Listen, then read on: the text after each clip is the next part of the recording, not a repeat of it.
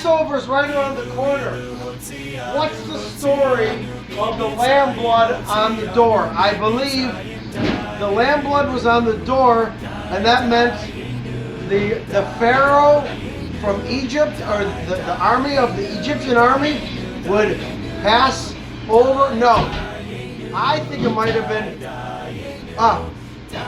evil, the devil. I think it might have been evil passes over the door of the Jews, the blood of the lamb. We're making lamb stew. Kosher salt, fresh cracked black pepper. Mas sazon está bien. Okay, check it out. Parsley, oregano, basil, chili flakes. This is Joey's cheat code for all meats. I add just enough for flavor.